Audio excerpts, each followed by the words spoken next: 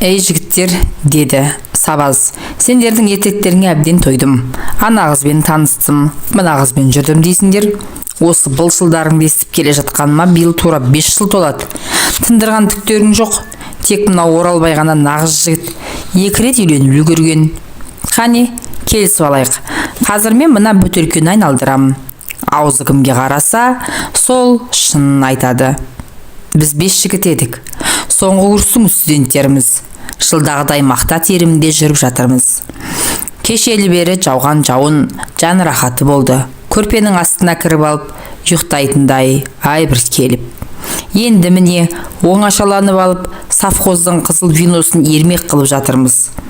Сабаз винодан босаған шөлмекті шыр айналдырды. Бөтелкенің аузы Есентайға қарап тоқтады.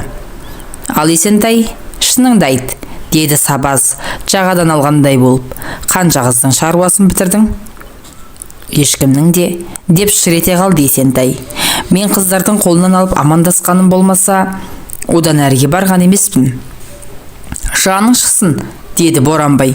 Өткенде айтып едің ғой Гүлжанмен болдым деп. Кешір, деді Есентай жалбарына қарап. Әншейін аузымнан шығып кетіпті. Өй, сілімтік-ай. Өзім де солай ойлап едім. Осыдан ондай еркектік қайдан шықсын деп едім. Мен Есентайды жақсы білемін. Бір қарағанда қабілетті жігіт ақ. Сабақты жақсы оқиды. Аздап домбырада тартады, әнде салады. Спортсмен, институт футбол командасының қақпашысы. Әттең, ерік күші жоқ. Кім айтса, не десе, соны орындауға мәстер. Есентайдың Гүлжанмен жүргенінде рас, онда да қыздың икемдеуімен. Кім білсін, пысық Гүлжан институтты бітірген соң сопайып ауылға қайтпай-ақ қояйын. Осы бір сыдырғы Есентайға тиіп алайын деді ме. Курстас құрбысының үйлену тойынан шығарып, сүйрегендей қылып жатын бөлмеге алып келсе де, таң атқанға дейін түк бітірмепті ғой Есентай. Есентай, сенікі енді түсінікті болды, деп Сабаз бөтелкені қайта айналдырды. Кезек Оралбайға келді. Менің сырымды бәрің білесіңдер ғой, несін айтамын, деп қашқақтады ол. Бірінші қатынды қалай алдың? Кейіннен неге қоя бердің? Соныңды айт, деп мәселені төтесінен қойды Сабаз. Айтсам, менің әке-шешем кәрі кісілер ғой. Бұрынғы туған балалары бірінен кейін бірі шетінеп, жалғыз өзімді әзерге ұстап қалыпты. Жасым 18-ге толар-толмастан қоярда қоймай үйленуге көндірді. Сол бірінші курсты бітірген жылы жазда әперем деген қызын алмай, өзім ұнатқан Ақсылуды алып қаштым ғой. Шындығы, мен өзім емес, ауылда қалған ұрдажы құрдастарым көрші ауылдан алып қашып келді. Бірақ сүйдім деген Ақсылуым көнбей қойсын. Ауылдың барлық қатындары жабылып, басына орамал сала алмады. Ақыры болмаған соң жеңгем, еркек болсаң әрекетіңді қыл, деп құлағыма сыбырлап, мені қыз отырған бөлмеге кіргізіп жіберді. Ақсылу жаным деп қасына жақындап барып едім. Қатты бір нәрсемен бетіме салып кеп жібергені, көзімнің оты жарқ етті. Мұрным зырқылдаған болуы керек, жыламшы қан заулап қоя берді. Теріс айналып тұра жүгірдім. Иә, сонымен не болды? Не болушы еді? Ештеңе де. Мұрнынан аққан қанды әзер тоқтаттым. Ақсылуды үйіне апартқызып тастадым да, сол күні әкем айтқан қызды алып келдім. Бірақ бірге тұра алмадық. Сендерге өтірік, маған шын. Тура тірі өліктерсің. Тұр десең тұрады, жат десең жатады. Не қылығы жоқ, не сөз жоқ, мыңқ етпейді. Айналып келіп үндемей, тірлігін істей береді. Содан да болар, жалықтым. Енді мынау тіпті ажырасқанда да ләмлем демеді. Мына Сабаздың 2 қыз алды дегені осы. Жігіттер, сен қыз алғансың, қуыршақ алғансың деп мені біраз мұқатып жіберді, деп әңгімесін аяқтады бұл. Бірден бір қырлы стаканды толтырып алып тартып кеп жібердік. Тағы да бір шөлмек босады. Сабаз бөтелкені шыр айналдырып еді, енді аузы өзіне қарап еді. Мен соңынан айтайын, деп Сабаз бөтелкені маған ыңғайламақшы болды. Төрде тұрған Боранбай гүр ете қалды. Жоқ, бұл бұлай болмайды. Сен енді өзің айтасың.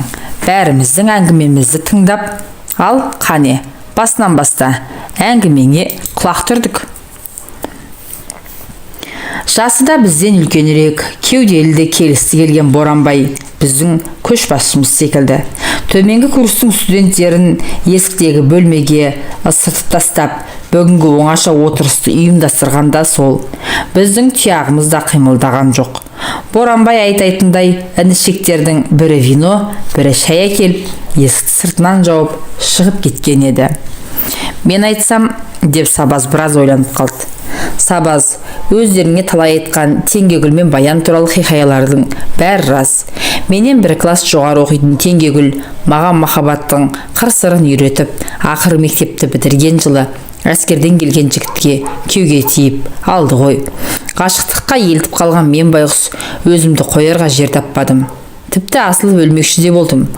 Бірақ жан тәтті ме, жоқ, сол жігітті өлтіруім керек деп өзіме серт бергендігім бе? Әйтеуір әзірге дейін аман жүрмін ғой. Сабаз өзінің сөзіне өзі біраз күліп алды. Ал Баян өз жұдырықтай әдемі, қылықты бәле еді ғой. Турасын айтсам, Баян Теңгегүлдің ағасының қызы еді. Алғашқыда менің хатымды Теңгегүлге тасып жүретін. Кейіннен екеуміз жүріп кеттік. Мен осында бірінші курсты бітірген жылы Алматыға барып оқуға түсті де, бір аспиранттың үйінен бірақ шықты. Әй Сабаз, өзің айтпақшы былшылдай бермей, төтесіне көш, деп күшірледі Боранбай. Төтесіне көшсем, менің бетімді алғаш ашқан сол Теңгегүл болды. Мектепте жүргенде ме? Деп елең ете қалды Есентай. Жоқ, осыдан 2 жыл бұрын, күздің күні еді, Советский көшесімен салып ұрып келе жатсам, менен көзін алмай, Теңгегүл алдымнан шыға келсін.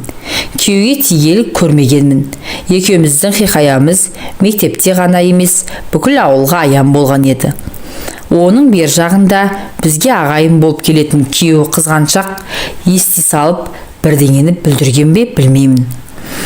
Бізге ағайын болып келетін еді бұның күйеуі. Қызғаншақ, өте қызғаншақ, негерек өкпелеген түр танытып, Теңгегүлге бір ретте жолықпағанмын. Я, жігіт, халің қалай? Деп жайраңдап амандасты ол. Қыз кезінде етжеңдет, әжептеуір ысылыпты, жағы сопайып, көзі бақырайып, солқылдақ келіншек болыпты. Екеуміз аттам жердегі саябаққа барып, ұзақ әңгімелестік. Сені сағындым, деді ол. Қатты сағындым. Мектепте жүргенде біздің махаббатымыз жайын-жайын ермек көрінетін. Мен сені әпкең сияқты жақсы көретінмін. Бірақ кейін күйеуге шыққан соң қатты өкіндім. Теңгегүл мені сол күні кешке осындағы әпкесінің үйіне қонаққа шақырды. Барсам, 4 адамға лайықтап стол жасап қойыпты. Жездемен әпкем жұмыстарынан кешігіп жатыр, келіп қалар, деп дастархан басына шақырды. Тамақ жедік, бөтелкелерді ашып, коньяк іштік. Патефонға пластинка қойып, екеуден-екеу биледік. Ақыры ешкімнің де келмейтіні анық болды. Теңгегүл мені төсекке қарай жетеледі. Қарсыласқаным жоқ. Сол күні таң атқанша өң мен түстің арасындағыдай күй кештім. Теңгегүл бірде ысып, ыңырсып, бірде қыстыға жылап, құшақтап сүйіп, есімнен тандырды. Мен өзімнің не істеп, не қойғанымды білмедім. Таң ата ұйықтап кетіппін. Түс қайтқанда әзер ояндық. Зәрқысып кеткен екен. Жуынып шайынып дастархан басына қайта отырдық. Сен бала, жігіт болып қалдысың ғой, деп сықылықтап күлді Теңгегүл. Менің қыздығым саған бұйырмаған еді. Есесіне сені мен ауыздандырдым. Соңғыла Теңгегүл, менің әлі ешкімнің етегін көтермегенді қайдан біліп қойған екен. Орнымнан тұрып барып, сүймекші болып едім, жолатпады. Жа, кетер енді. Осы тойғаныңа разы бол. Сағынып келіп едім, мауқым басылды. Сен менің алғашқы да соңғы махаббатым болып қала бересің. Мен ертең елге қайтамын. Іздеп әуре болма. Жоқ, жоқ деп айқайлап жібердім. Мен сенен енді айырылмаймын. Мәңгі бақи бірге боламыз. Мен сені сүйем Теңгегүл. Имандай шыным. Сенсіз өмір сүре алмаймын. Мен жылап жібердім. Көзімнен жас парлап ақты. Жүгіріп барып Теңгегүлді құшақтап сүймекке тағы да әрекеттендім. Тоқтат, деп ашулы тіл қатты Теңгегүл. Мен сені жігіт болдың ба деп айтып отырсам, бекер айтыппын. Әлі бала екенсің. Есіңді жи. Мен біреудің басыбайлы қатынымын. Кімді алғаш көрсем, сонымен ағарамын. Теңгегүлдің діні қатты екенін бұрыннан білетінмін. Мына тірлігіне түсінбей қалдым. Әйел баласының құйтырқысы көп деуші еді әкем. Рас екен. Не керек? Басым салбырап, жатақханаға қайттым. Сабаздың әңгімесінен кейін бәріміз үнсіз қалыппыз. Есентай, құй, деп әмір берді Боранбай. Қырлы стакандарды соғыстырып, тағы да ішіп алдық. Әй Сабаз, одан кейін не болды? Деп сұрады Оралбай. Ештеңе де болған жоқ. Теңгегүлді қайтып көрмедім. Іздеп бармақшы болып талай оқталдым, бірақ бара алмадым. Ал Баян ше? Ол Баянның күйеуі параламын деп сотталып, істі болып кеткен. Осында оқитын құрбысынан жақында сәлем айтып, адресін беріпті. Хабарласуға құлқым болмады. Ал болдыңдар ма? Деп сөзге ыңғайланды Боранбай. Ал мына коммунистен бәрібір еш нәрсе шықпайды, деп мені нұсқады. Өліп өшкен Анжеликасының некесін қиып, той жасағанға дейін бір талшасын жерге түсірмейді. Ал енді мені тыңдаңдар. Ауылдағы орталау мектепті бітірген соң әрі қарай оқи алмадым. Жақын жерде орта мектепте болмады. Оның үстіне әкем жылқы бағуға жәрдемші керек болып деп мені алып қалды. Біздің Шаянның жері шүйгін ғой шіркін. Қысы жаз жылқылар өз аяғымен тамағын тауып жейді. Тек ит құсап аман сақтасаң болғаны. Бірақ жас адам жеке жүргеннен жалығады екен. 2 жылдан соң оқимын деп қиғылық салдым.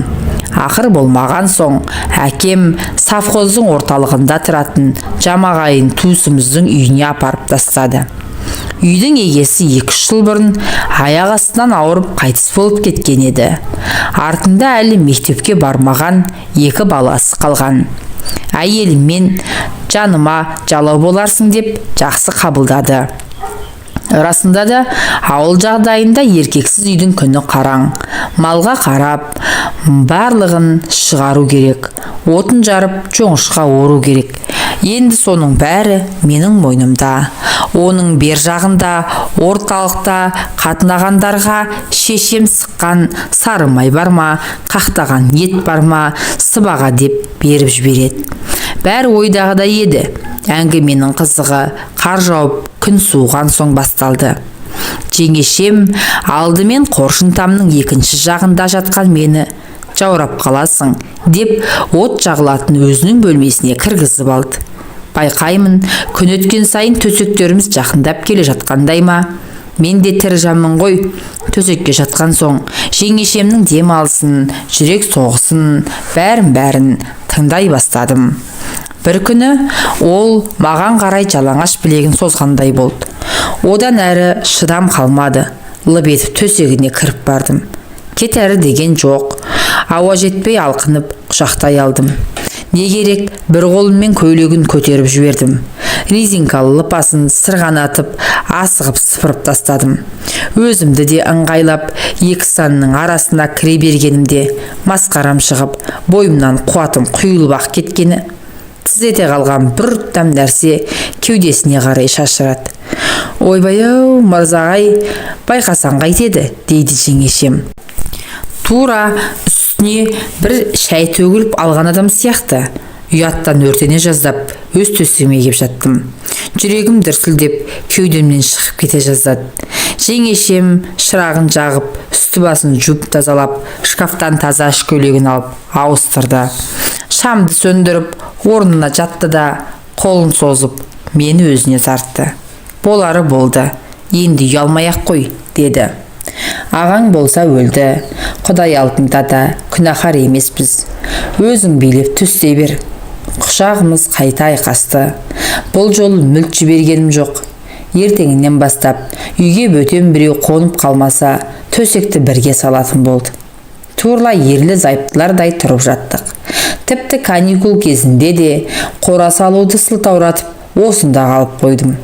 Мектепті бітіріп, қалаға аттанарда жылап тұрып, көңілдегісін айтты. Мырзаға айналайын, байымнан көрмеген қызығымды сенен көрдім. Енді ағаңа тұсау болмайын, оқуыңды жалғастыр, бірақ үйленгеніңе дейін мені ұмытып кетпе. Тағы бір айтайын дегенім, менің ішімде 3 айлық бала бар. Мақұл десең, сенің ескерткішің болсын, туып алайын. Жұрт өсек қылса, қыла берсін. Кімнің көлеңкесі түсіп жүр дейді маған. Қалауын білсін, дедім. Боранбай, сен қазірде бір жесір келіншектің үйінде квартирада тұрмайсың ба? Деп сөзге қыстырылдым. Я, сол жеңешем ғой.